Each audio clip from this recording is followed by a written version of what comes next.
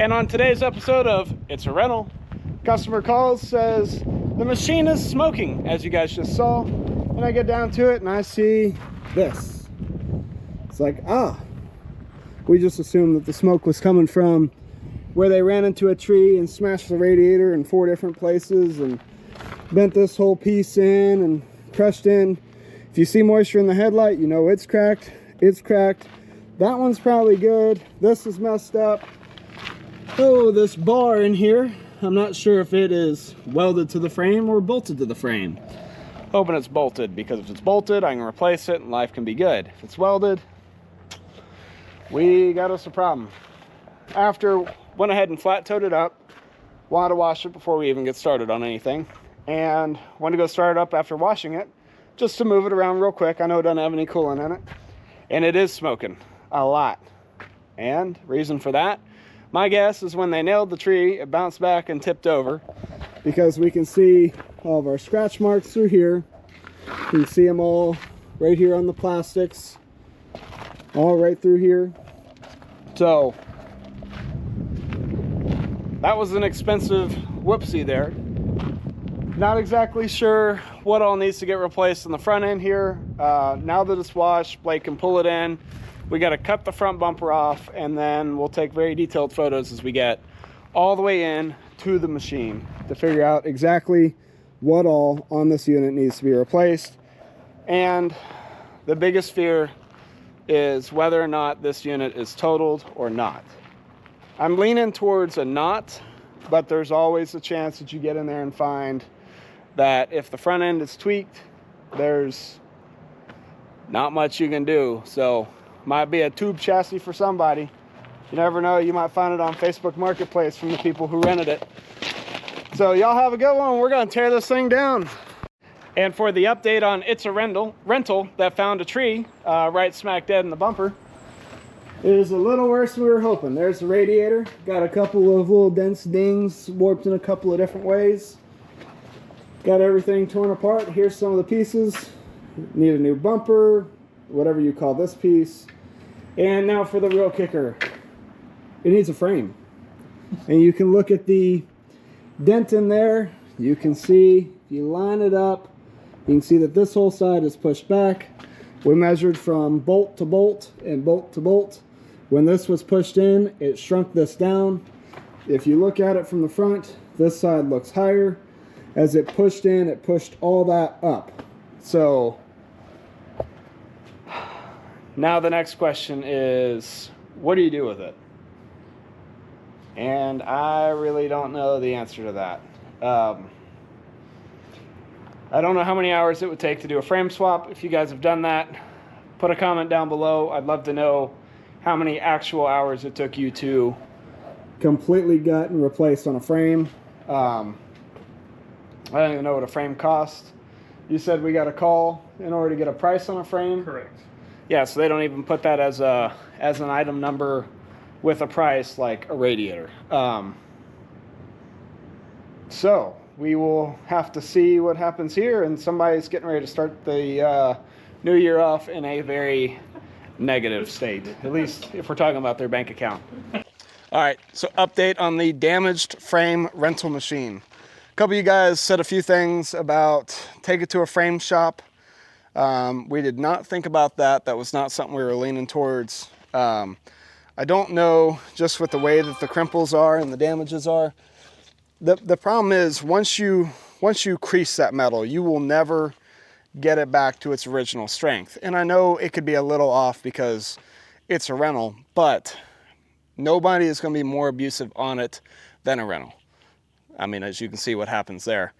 So I'm worried that anything that is even slightly compromised in any way, shape, or form will not be nearly as strong as it was from the factory, and it will never hold up, and I'll be back in the same boat. With that being said, I have ordered a frame.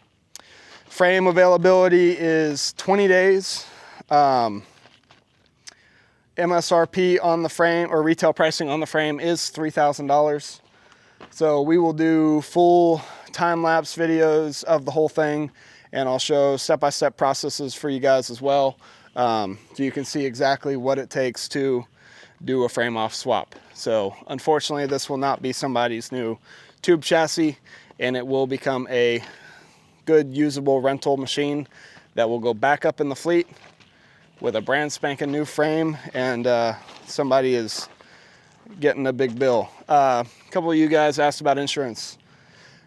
The short and simple on insurance: there is no insurance. I don't have any insurance. I have Garage Keepers that covers fire and theft. This is not fire. This is not theft. There's not an insurance that they can buy. There is not an insurance that I can offer because nobody will write the policy. It is too high risk. There's been too many accidents on these machines for any insurance company to write a policy. It's not an option, period. With that being said, what are their options? Your homeowner's insurance will cover rentals. Ironically enough, it's still a rental. The intent was for rental vehicles, but we've had a couple of people get insurance to cover the rental machines. So hopefully that's what this guy will be able to do. I hope for his sake that he's going to be able to do that, because this is a bill. So definitely not the best way to start off the new year. Y'all have a good one. All right, so I got me a big white box in the back of the Defender, and inside is something super exciting. And yes, it is much, much longer than the bed. Front tires are a little light. You guys have seen the video of the bent frame, and here we have a brand new frame that has not been smashed into a tree. So now we're gonna get this thing off, and Blake here is getting ready to have a fun little project of taking all the pieces off of this onto that naked thing right there. So we're gonna get her unloaded. All right, here we go. You can just let go, it'll settle.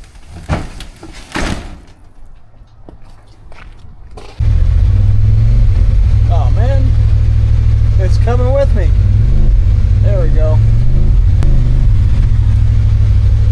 This is not working.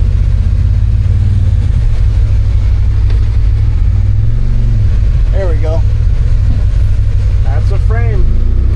Now it's probably bent though. Here she is in all of her glory. It's sort of, what Blake and I were just talking about, is it's sort of cool to see.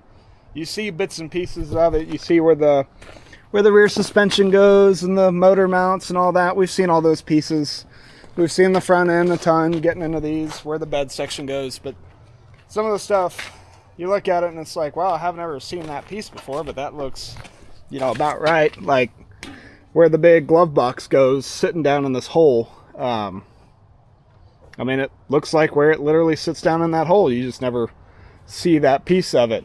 The skid plates are typically up and then down for this front section, which you can see, and I don't know, it's just sort of interesting to see every piece of the frame. So Blake's excited. Brian, what do you think? Awesome.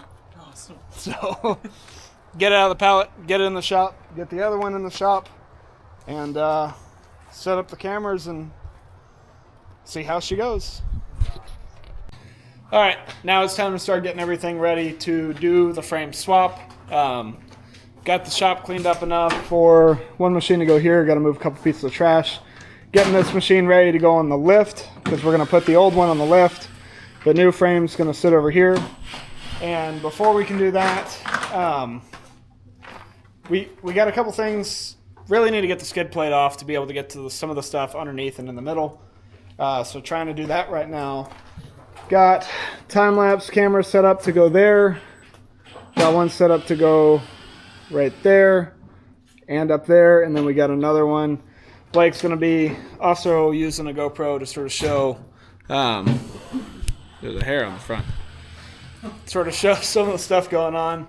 I had to order a riv nut gun to put riv nuts in all these square holes, or not square holes.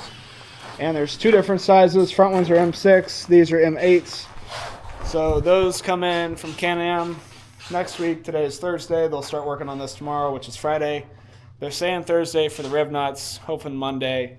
Amazon says Monday, so hopefully that is not going to be a big issue. But we're going to get this moved over, move this frame over, set it up on blocks, and here go the races.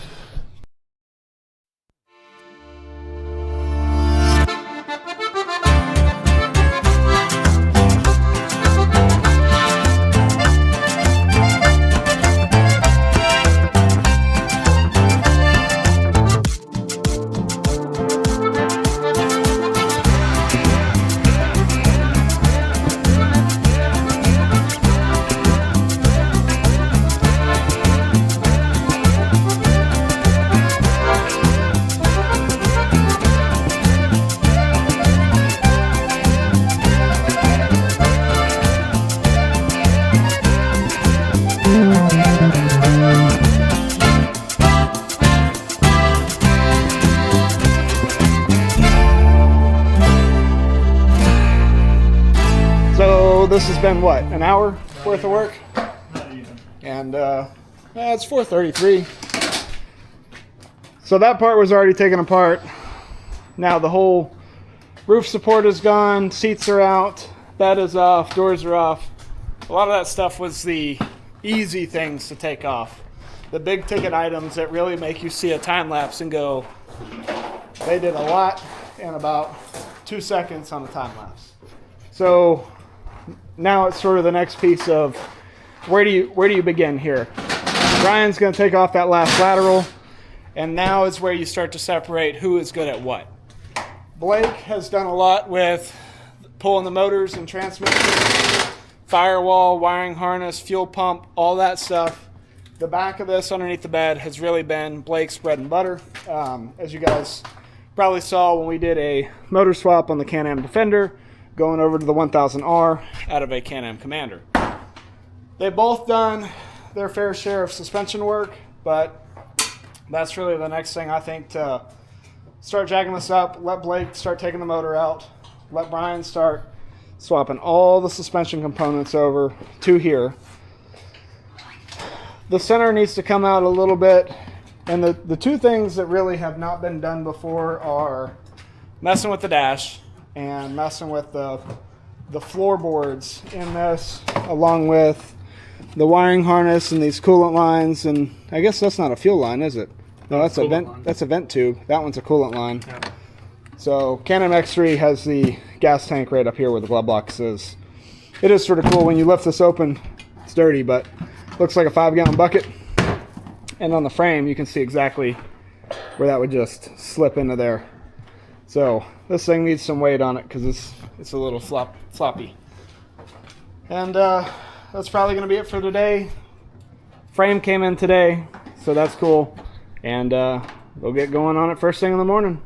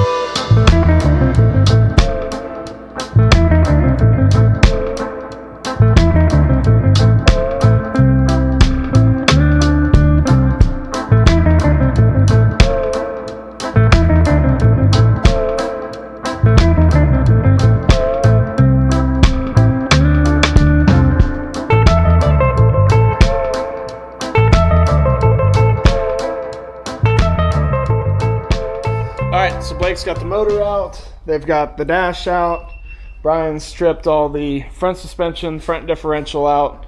Part of the rear, you got to take at least the CV axles out in order to get the motor and trans. And everything is sitting over there. And now is the part where some things start to go on the new frame. First off, differential, because it's super, super nice to slide this thing in and out of the front here. And now it's just sort of piece by piece starting to move. The rest of these pieces will really get taken off and put on the new frame. So we'll quit adding to the pile and we'll start moving from here to this one. So that's going to be a nice piece. Hard coolant lines running down the tunnel is what we call it, with all the pieces in it. Hard coolant lines are out. You guys got drive shaft out? Or front drive shaft, not rear. Front drive shaft. Rear is still here. Thermostat housing is still here. Of course, this firewall needs to be moved over. So what's next? More coolant lines. More coolant lines, and you're interior. gonna go ahead and put the coolant lines on this one. More than likely, yes. Okay. Well, I guess you got to move this plastic over. Yep. where it actually sits in there. Correct. So floorboard, I guess, is really next. Yep. And dash came out pretty quick. Yeah, not bad. What, two? I see 2 bolts over here. 4. Yeah. 4 bolts. That's nice. How many bolts in total, Ryan? 2 on each side, and these that run across up here. Oh, okay. Oh, okay. Sweet. Yeah, so there was sort of the question of pulling the dash. I mean, I know it's not pulling a dash like you're pulling a dash on a Toyota Camry or anything, but, you know, how hard was the dash going to be to pull? So that's kind of cool. That it's just a few bolts and it's yanked out and sitting over there. The engine wiring harness is sort of a cool one versus the body harness. Here's your body harness, and there's really a lot to that. Blake, where's the engine wiring harness at? Oh, there it is. The engine wiring harness is right there. It's a very small harness compared to the body harness, just because the body is so long to make it all the way up there to the front. So, all right, well, hit the time lapse again and keep it going.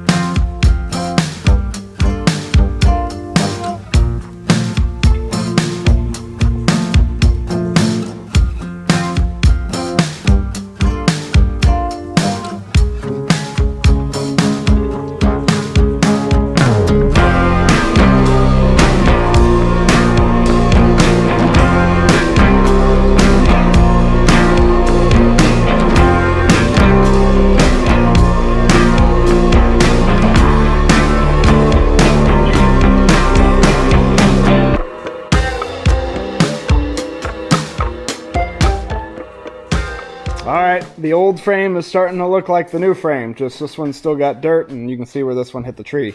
This one has not been a rental machine yet, so we don't have that problem. A couple more things to take off: grab handle, little plate up front, vent tube, couple little nuts and bolts and washers, and the hinges for the doors. Front sway bar is probably going to be the next thing to come off and go back on, because that looks like it's going to suck if you forget to put that on until the very end. That's even going to be hard to get out right now. As for the back, not really sure why Blake didn't take this piece off, because I think it would have made it easier getting the motor out, but Here we are. here we are after the fact. There it is. This is kind of a weird bar. It goes in here, comes over and bolts into this crossbar. This crossbar gets unbolted and it goes in there. You can see where that open area is. Couple rear suspension components still need to get changed over. This arm and this arm are trash, so we've got new ones. The tire was sitting pretty cockeyed. Not 100% sure what they did. I know they nailed a tree, because I went and saw the tree that they nailed. And then I think they hit the tree, it bounced back and flipped over. But you can see kind of the corner they came around and basically slid over the bank and hit the tree. So I'm not sure if maybe they were jumping it and bent the back left and then hit the tree and flipped it over and then called about the smoke because of all the oil that was in the engine. But time to continue on. A lot of nuts and bolts get moved over. We're still waiting on, because it's still Friday and the frame came in on Thursday, still waiting on the riv nut gun to get a lot of that sort of started. But it's, what time right now? 117. 1:17 p.m. on Friday. So hopefully my riv nut gun comes in on Monday. Hopefully the riv nuts come in on Monday as well. And that's going to be a lot of riv nuts to put in, and then everything can really start going back together.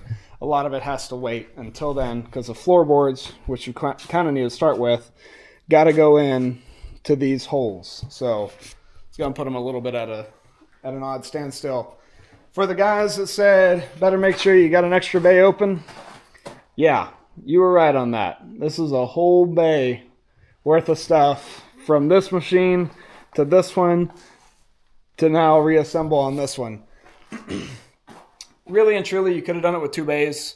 You could strip that one, take it, throw it outside, pull this one in, and do it. But if you've got 3 bays, man, that's going to be a lot nicer. So a lot of little weird stuff. I see seatbelts are still on there. Like the hinges need to be moved over. A lot of weird little things to get going. And they'll get it put back together.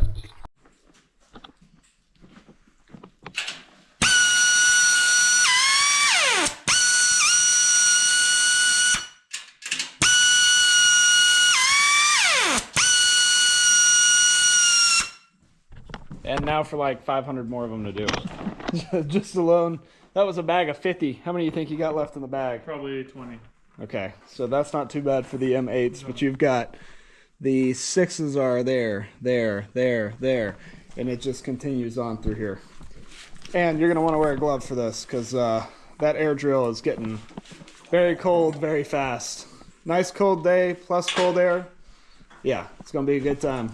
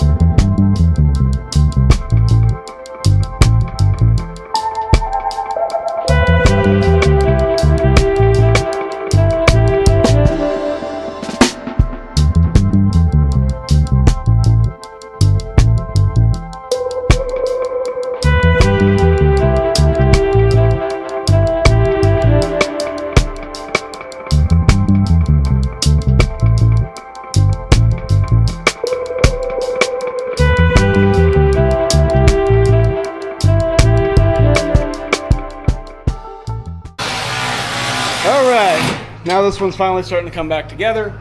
Blake's got the motor in, got the floorboards. I guess you'll start doing coolant lines here in a minute. Brian's working on front suspension. Of course, when they crashed into the tree, they kind of messed up the A-arms and some stuff like that. When they pushed the frame in, they sort of cracked this cover just on the side, so we had to get a new one of those. But the diff itself was actually good. So, and you guys are saying that a drive out today? Blake's not saying it's going to drive out today. So hopefully on today's Friday, hopefully on Monday it'll be done and driving out on its own power. Got the time-lapse cameras set up and they're going to keep going.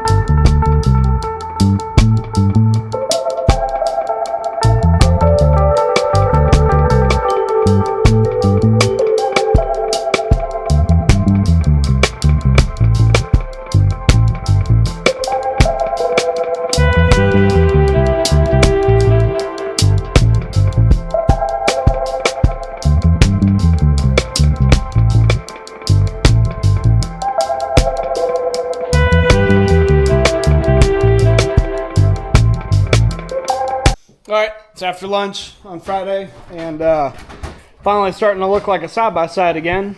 Control arms are going on in the back. Brian's working on bushings for another one. Front end's back together. Radiator's in. Blake's playing with some headlights right now. Floorboards. I mean, it really is now starting to look like a machine with the center console getting together and the dash being together. Really makes it look like something is actually accomplished. I guess this is the old bumper right here.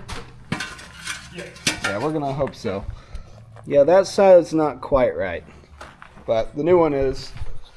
So they're gonna keep working on it, and still don't think it'll drive out today? Hell no. All right. Well, they're gonna keep going.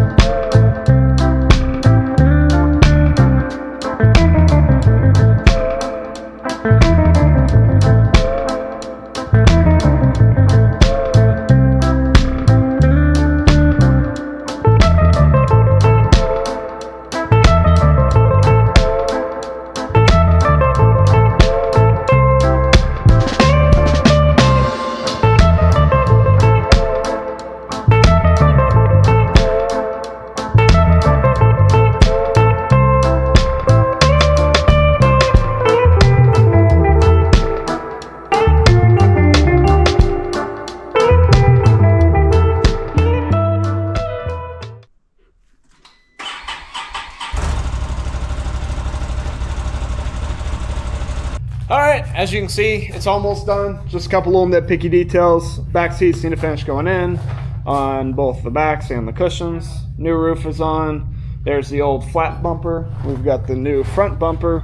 Funny enough, coming over to this side, they put this piece of plastic back on, which we're actually changing because they scratched it up when they flipped it.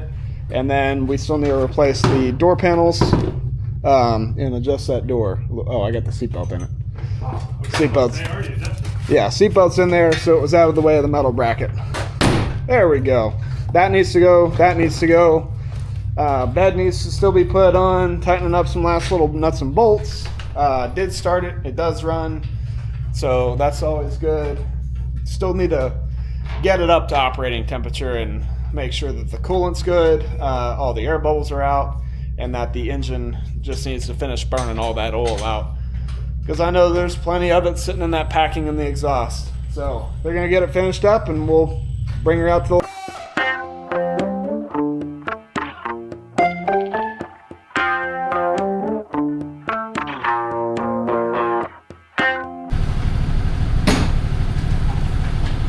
Waiting on you.